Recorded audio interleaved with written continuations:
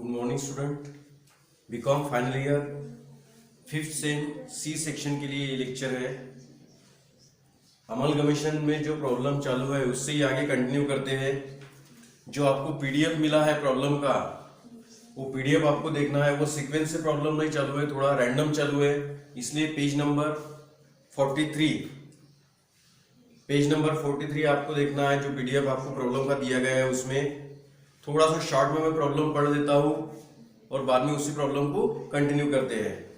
The following are the balance sheet of Ram company limited and Lakshman company limited. Ram company limited और Lakshman company limited का balance sheet दिया हुआ है। Liabilities है Ram company की, लक्ष्मण कंपनी की, और असेट्स है राम कंपनी की, लक्ष्मण कंपनी की।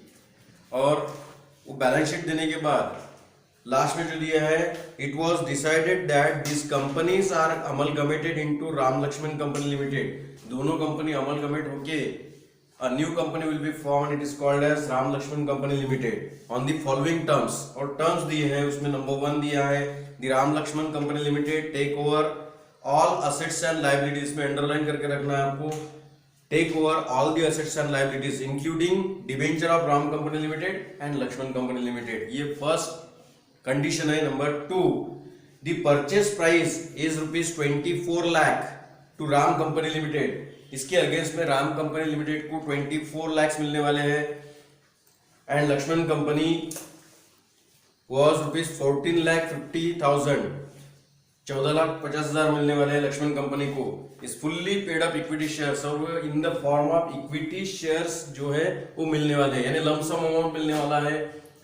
कोई बाइफर्केशन नहीं है कि इतने के शेयर इतना कैश, ऐसा कोई बाइफर्केशन नहीं है। एक लमसम अमाउंट मिलने वाला है परचेस कंसिडरेशन का। वो है राम कंपनी के लिए 24 लाख और लक्ष्मण कंपनी के लिए 14,50,000, in the form of equity shares. और तीसरी कंडीशन है, Ram Lakshman company limited decided to value of machinery stock and debtors are as follows. और जो भी कुछ असेट्स है उसका रीवैल्यूएशन जो है राम लक्ष्मण कंपनी कर रही है, उसका रीवैल्यूएशन दिया है। मशीनरी का रिवैल्यूएशन है अलग से राम कंपनी का और लक्ष्मण कंपनी का। स्टॉक का रिवैल्यूएशन है फिर से राम कंपनी का और लक्ष्मण कंपनी का, और डेटर्स का भी रिवैल्यूएशन है। और नीचे बोला गया है, give the journal entries in the books of Ram company limited. Journal entries in the books of Ram company limited पूछा है। राम कंपनी ये वेंडर कंपनी है, ये इसमें ध्यान में रखना है, यानी वेंडर कंपनी की इसमें जर्नल एंट्रीज पूछी है। एंड लक्ष्मण कंपनी लिमिटेड, एक बार फिर से पढ़ रहा हूं मैं, give the journal entries in the books of Ram company limited, ये सेंटेंस है। And Ram Lakshman company limited. अब Ram Lakshman company purchasing company है, यानी एक इसमें वेंडर कंपनी की इसमें जर्नल एंट्रीज पूछी गई है और दूसरी राम लक्ष्मण कंपनी की इसमें जर्नल एंट्रीज पूछी गई है। और राम लक्ष्मण कंपनी मतलब नई कंपनी जो है वो परचेसिंग कंपनी है।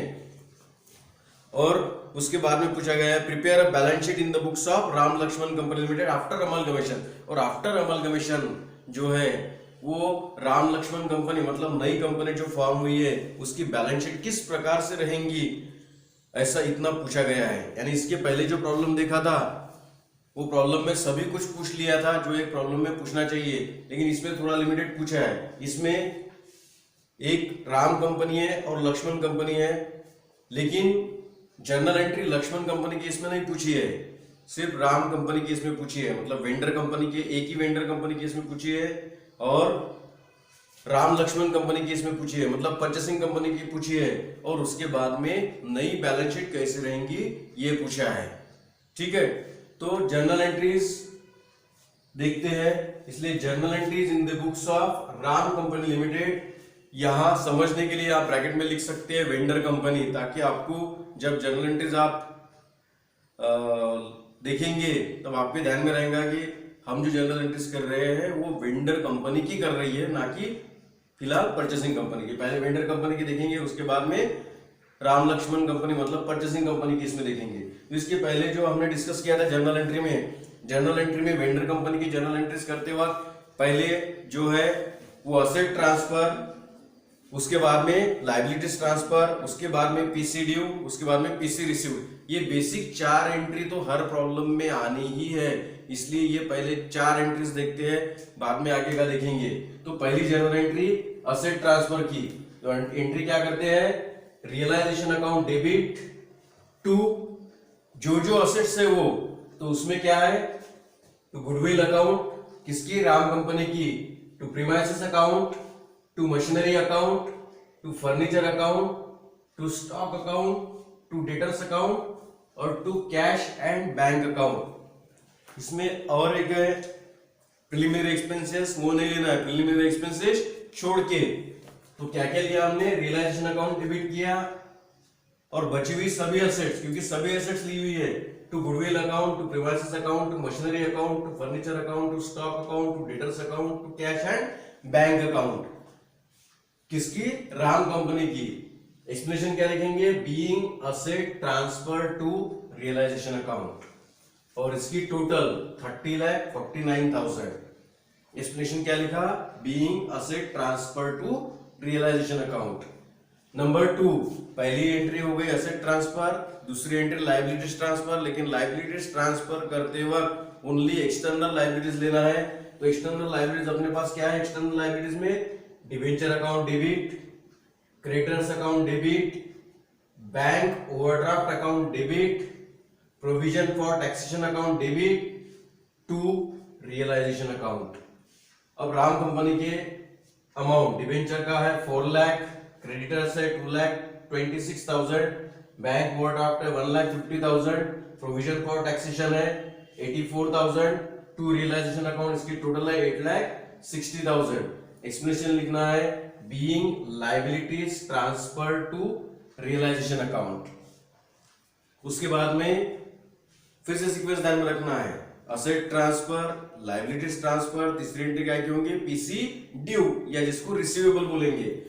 क्या करेंगे general entry, Ram Lakshman company limited account debit to realisation account, और कितना मिलना है इसका, 24 लाख, लमसम अमाउंट दिया हुआ है 24 लाख, अमाउंट कितना आएगा 24 लाख। एक्सप्लेनेशन क्या लिखेंगे, बीइंग पीसी यानी purchase consideration due from Ram Lakshman company limited, या ऐसा भी लिख सकते हैं, being purchase consideration receivable from Ram Lakshman company limited. फिर से सीक्वेंस याद कर लेते हैं, पहली एंट्री एसेट ट्रांसफर, दूसरी लायबिलिटीज ट्रांसफर, उसके बाद में पीसी ड्यू और उसके बाद में पीसी रिसीव्ड। अब PC received in the form of equity share, तो एंट्री क्या करेंगे, शेयर्स किसके मिल रहे हैं, नई कंपनी के, नई कंपनी का नाम क्या है, Ram Lakshman company limited. Shares in Ram Lakshman company limited account debit to Ram Lakshman company limited account, और कितना अमाउंट आएगा 24 लाख ही, 24 पीसी ड्यू था, in the form of equity shares मिल रहा है 24 लाख। एक्सप्रेशन क्या लिखेंगे, being PC received from Ram Lakshman company limited. PC due हो गया, पीसी रिसीव्ड हो गया। ये बेसिक 4 जनरल एंट्री होने के बाद you have to prepare a short realisation account. आप रियलाइजेशन अकाउंट प्रिपेयर करेंगे, रब किया तो भी चलेगा। You have to find out profit और लॉस ऑन रियलाइजेशन, तो एक छोटा सा रियलाइजेशन अकाउंट प्रिपेयर करेंगे। ये जो जनरल एंट्री है वो रियलाइजेशन में मतलब लेजर में ट्रांसफर करेंगे, you have to find out the profit और लॉस। उसके बाद जो जनरल एंट्री करना है number 5, after preparing realisation account, general entry करना है realisation account debit to share holders account, being profit, यहां पे प्रॉफिट आएगा कितना 2,11,000 का। After preparing realisation account you have to find out the profit, और प्रॉफिट कितना आएगा वो 2,11,000। तो प्रॉफिट आने के बाद उसकी जनरल एंट्री करेंगे realisation account debit to share holders account. Explanation क्या लिखना है, being profit on realisation account transfer to share holders account. उसके बाद में नंबर 6 एंट्री, अदर जो लायबिलिटीज है वो ट्रांसफर करना है। अब क्या क्या बचा है, इंटरनल लायबिलिटीज को बोल सकते हैं, share capital account debit, Ram company का देख रहे हैं 20 lakh, general reserve account debit 1,60,000, profit and loss account debit 85,000 to share holders account. Expression क्या लिखेंगे, being share capital and accumulated profit transfer to share holders account. लगभग 6वें एंट्री तक भी जो है वो कॉमन जनरल एंट्री आती है। फिर से सीक्वेंस देख लेते हैं एक बार। पहली एंट्री एसेट ट्रांसफर, उसके बाद में लायबिलिटीज ट्रांसफर, उसके बाद में पीसी ड्यू, उसके बाद में पीसी रिसीव्ड, उसके बाद में आपने रियलाइजेशन अकाउंट प्रिपेयर किया, प्रॉफिट और लॉस ऑन रियलाइजेशन, उसकी जनरल एंट्री, इसमें प्रॉफिट आया है, इसकी जनरल एंट्री, उसके बाद में बची हुई जो लायबिलिटीज है वो ट्रांसफर। 6 एंट्री तक लगभग कॉमन एंट्रीज है। Being share capital and accumulated profit transfer to share holders account. उसके बाद में ये एक्स्ट्रा एंट्री इसमें 7वीं प्रिलिमिनरी एक्सपेंसेस की ट्रांसफर करना है preliminary expenses share holders account को, इसलिए एंट्री की share holders account debit to preliminary expenses account being preliminary expenses transfer to share holders account, और वो कितने हैं 56,000। उसके बाद में एंट्री नंबर 8, ये भी कॉमन जर्नल एंट्री है, हर प्रॉब्लम में लगभग आएगी। ये entry amount distributed among the share holders. तो एंट्री क्या है कि ये share holders account debit to shares in Ram Lakshman company limited account. Explanation पे ध्यान देना है। Being shares in Ram Lakshman company limited distributed among the share holders. जो भी नए शेयर होल्डर्स है, अभी नए कंपनी के जो शेयर होल्डर्स है उनको ये अमाउंट डिस्ट्रीब्यूट कर देना है। तो एंट्री क्या है कि share holders account debit to shares in Ram Lakshman company limited. कितना अमाउंट था वो 24 lakh. Being shares in Ram Lakshman company limited distributed among the share holders. इतनी यहाँ पे जर्नल एंट्रीज है। अब ये journal entries in the books of किसके देखिए, in the books of Ram company, ये वेंडर कंपनी है। अब प्रॉब्लम में पूछा नहीं है लेकिन आप प्रैक्टिस के लिए कर सकते हो। Journal entries in the books of Lakshman company limited and parallel. तो लक्ष्मण कंपनी के इसमें भी ऐसी जनरल एंट्रीज होंगी, तो प्रैक्टिस के लिए आप कर सकते हैं। अब ये राम कंपनी की एंट्रीज देखिए, ऐसी ही लक्ष्मण कंपनी की इसमें जनरल एंट्रीज आप कर सकते हैं। उसमें भी क्या की होंगी, एसेट ट्रांसफर की होंगी, उसके बाद में लायबिलिटीज ट्रांसफर की होंगी, उसके बाद में पीसी ड्यू, लेकिन परचेस कंसिडरेशन उसका अलग है 14,50,000 है। फिर पीसी रिसीव्ड, उसके बाद में आप रियलाइजेशन अकाउंट प्रिपेयर करेंगे, you have to find out profit और लॉस, उसकी एक जनरल एंट्रीज आएंगी। उसके बाद में प्रिलिमिनरी एक्सपेंसेस है तो उसकी एंट्रीज आएंगी। उसके बाद में जो है अदर लायबिलिटीज ट्रांसफर की एंट्री आएंगी और amount distributed among the share holders आएंगी। इतनी प्रैक्टिस के लिए जनरल एंट्रीज आपने करके देखना, बाकी नेक्स्ट लेक्चर में कंटिन्यू करेंगे। Thank you.